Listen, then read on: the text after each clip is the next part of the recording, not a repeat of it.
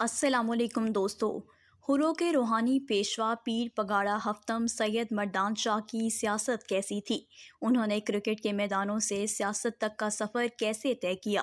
ان کے باپ کو پھانسی دینے کے 15 سال بعد پیر پگاڑا کو انگریزوں نے برطانیہ کیوں جلا وطن کر دیا تھا؟ اور آزادی کے بعد وزیر اعظم لیاقت علی انہیں کیسے وطن واپس لائے؟ پیر پگاڑا فیملی کے پاس سرکار دو عالم صلی اللہ علیہ وآلہ وسلم کی ایسی کون سی یادگار نشانی ہے جو انہیں ہر ایک سے منفرد بناتی ہے؟ پیر پگاڑا کے کون کون سے قریبی رشتہ دار پاکستان کے وزرائے اعظم اور وفاقی وزیر بنتے رہے لیکن عوام کو خبر ہی نہیں؟ تو دوستو، آج کی ویڈیو میں ہم 60 سال کی سیاسی اننگز کھیلنے والے پیر صاحب پگاڑا کے ابتدائی ایام سے لے کر ان کی مکمل پولیٹیکل جرنی کے بارے میں جاننے والے ہیں۔ دوستو، آج سے ایک صدی قبل پورے ہندوستان پر حکومت برطانیہ کا قبضہ تھا۔ سندھ سے لے کر پشاور اور دہلی سے آسام اور چٹاگانگ تک برطانوی سامراج تھا۔ ایسے میں چند گنے چنے مجاہدین تھے کہ جنہوں نے اپنے جذبہ ایمانی کے باعث فرنگیوں کا جینا حرام کیا۔ انہی میں سندھ دھرتی سے تعلق رکھنے والا ایک نام سید سبداللہ شاہ دوم پیر پگاڑا شیشم کا تھا کہ جو اپنے ہور مجاہدین کے ساتھ مل کر قابض انگریزوں کے خلاف برسر پیکار تھا۔ آج سے 92 برس قبل 22 نومبر 1928 کے روز پیر پگاڑا شیشم کے گھر میں بیٹے نے آنکھ کھولی جس کا نام سید سکندر شاہ رکھا گیا، لیکن وہ سید مردان شاہ ثانی کے نام سے بھی پکارے جانے لگے۔ انہوں نے ابتدائی تعلیم پیر سندھ سے حاصل کی۔ وہ ابھی 15 برس کے ہوئے تھے کہ انگریز سرکار نے 20 مارچ 1943 میں ان کے والد کو سینٹرل جیل حیدرآباد میں پھانسی پر لٹکا دیا۔ دوستو، یاد رہے کہ شہادت کے وقت پیر پگاڑا شیشم کی عمر صرف 35 برس تھی۔ سید مردان شاہ اور ان کے اہل خانہ کو کراچی لایا گیا اور بند روڈ پر واقع ماما پارسی اسکول کے قریب میر خدا بخش تالپور کی حویلی میں نظر بند کرتے ہوئے پولیس کا پہرا لگا دیا گیا اور ان کے تمام جائیداد بھی سرکار نے ضبط کر لی۔ چند سال بعد سید مردان شاہ اور ان کے بھائی کو برطانیہ جلا وطن کر دیا گیا۔ لندن میں سید مردان شاہ کو ایک ایسے اسکول میں ایڈمیشن دلوایا گیا جہاں پر تاج برطانیہ کی مخالفت کرنے والے لوگوں کے بچوں کے برین واش کے لیے خصوصی تعلیم دی جاتی تھی۔ یہاں رہتے ہوئے کلمہ پڑھنے والے سید مردان شاہ کو زبردستی بائبل اور مسیحیت کی تعلیم بھی دی جاتی رہی۔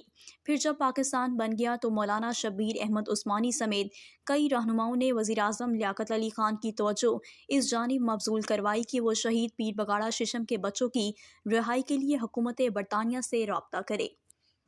دوستو، 1949 میں نوابزادہ لیاقت علی خان انہیں واپس لانے میں کامیاب ہوئے۔ ان کی آبائی زمینیں بھی واگزار کروا لیں اور 21 سالہ سید مردان علی شاہ 7ویں پیر پگاڑا منتخب ہوئے۔ سندھی صوفیہ کے راشدی سلسلے کے ایک بزرگ کے 2 بیٹے تھے۔ ایک صاحبزادے کو سرکار دو عالم صلی اللہ علیہ وآلہ وسلم کی دستار مبارک ملی تو دوسرے صاحبزادے کو جھنڈا۔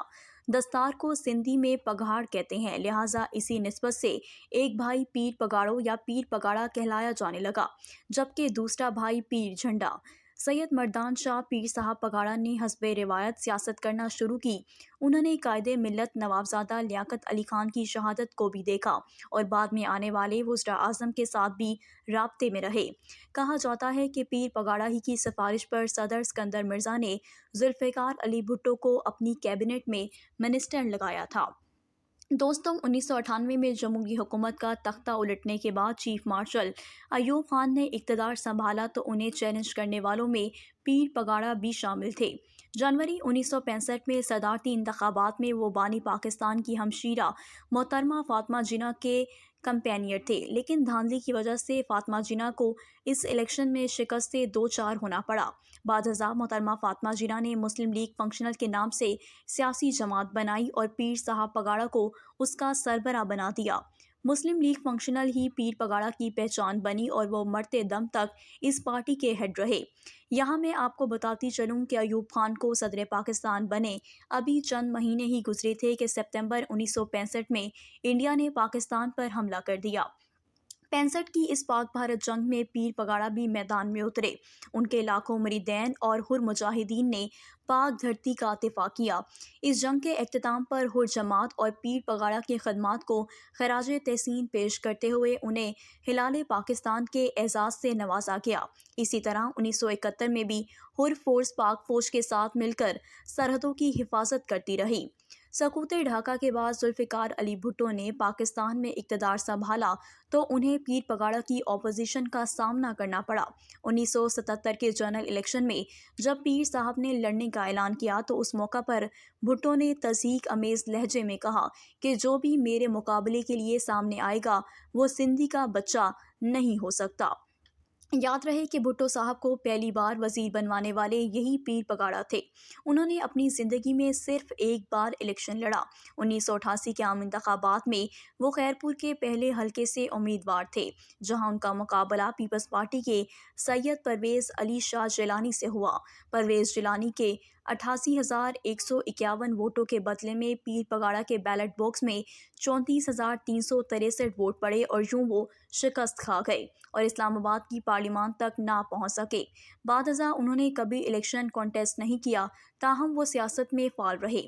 پیر صاحب کی حس لطافت کمال کی تھی اور وہ سیاسی حالات پر کچھ ایسا تبصرہ کرتے تھے کہ سننے والا ہنسنے پر مجبور ہو جاتا تھا۔ دوستو، 1985 کے غیر جماعتی انتخابات کے بعد سندھ سے تعلق رکھنے والے محمد خان جنیجو پاکستان کے وزیر اعظم بنے تو پیر صاحب کا کہنا تھا کہ میں نے گارنٹی لے لی ہے کہ ہمیں یہ واپس بھی زندہ چاہیے ہوگا۔ یہاں میں آپ کو ایک دلچسپ واقعہ سناتی چلوں کہ جب ضیاء الحق دور میں نواز شریف کے جنرل صاحب سے تھوڑے سے اختلافات ہوئے تو میاں نواز شریف نے بیان دیا کہ میں پنجاب کا آئینی چیف منسٹر ہوں، کسی کی ڈکٹیشن نہیں لوں گا۔ پھر جب یوسف رضا گیلانی کو یہ لالچ دیا گیا کہ ایم پی ایس کو اپنے ساتھ ملا کر تم خود پنجاب کے وزیر اعلیٰ بن جاؤ، جب نواز شریف کو اپنی کرسی جاتی نظر آئی تو وہ لاہور سے پنڈی ڈی ایچ کیو پہنچے اور جنرل ضیاء کے قدموں میں بیٹھ کر معافی مانگی۔ لاہور واپسی پر ان کا کہنا تھا کہ الحمدللہ نواز شریف کا کلہ مضبوط ہے۔ جبکہ تبصرہ کرتے ہوئے پیر پگاڑا نے کہا کہ نواز شریف کی بوری میں سوراخ ہو گیا تھا جس میں سے دانے گر رہے تھے، میں نے اسے سی دیا ہے۔ پیر صاحب کھلے عام اس بات کا اعتراف کرتے تھے کہ ہاں میرے فوج سے تعلقات ہیں۔ وہ کہا کرتے تھے کہ سب جی ایچ کیو کے وفادار ہیں لیکن مانتا کوئی بھی نہیں ہے۔ میں جی ایچ کیو کا آدمی ہوں۔ جب بھی ملک میں حالات کشیدہ ہونے لگتے ہیں تو ان کا مشہور ڈائیلاگ یہ ہوتا تھا کہ مجھے بوٹوں کی آواز سنائی دے رہی ہے۔ دوستو، مشرف دور میں جب مسلم لیگ قائد اعظم بننے جا رہی تھی اور پیر صاحب کو یہ آفر کروائی گئی کہ آپ بھی فنکشنل لیگ کو اس نئی جماعت میں مرج کر دیں، لیکن انہوں نے یکسر مسترد کر دیا۔ وہ سگار باقاعدہ سے پیا کرتے تھے، فوٹوگرافی، شکار کرنا اور گھڑ سوار ان کے شوق، جبکہ سیاسی پیشن گوئیاں کرنا بھی ان کا مشغلہ تھا۔ دوستو، وہ اخبارات میں چھپنے والے اپنے کارٹونز کو بہت زیادہ پسند کرتے تھے اور ان کا باقاعدہ ریکارڈ رکھتے تھے۔ کبھی کبھار تو وہ کارٹونسٹ کو اپنے گھر بلا کر انعام و کرام سے بھی نوازتے تھے اور وہ کھانے کے بھی بے حد شوقین تھے۔ ان کی فیورٹ سبزی کریلے تھی اور ہری مرچ تو ان کے ہر نوالے کا حصہ ہوتی تھی۔